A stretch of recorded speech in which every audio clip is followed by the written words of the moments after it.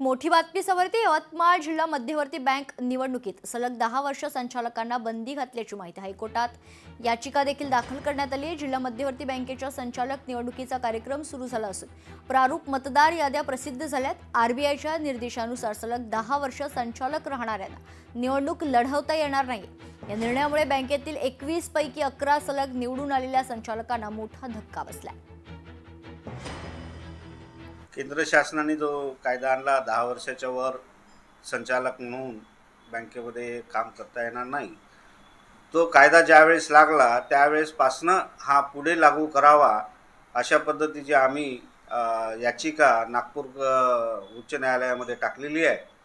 आणि आमची इतकीच मागणी आहे की पूर्वलक्षी प्रभावाने हा कायदा लागू न करता ज्या दिवशीपासून कायदा लागू झालेला आहे त्याच्या पुढे हा कायदा लागू करावा अशी आम्ही न्यायालयामध्ये विनंती केलेली आहे।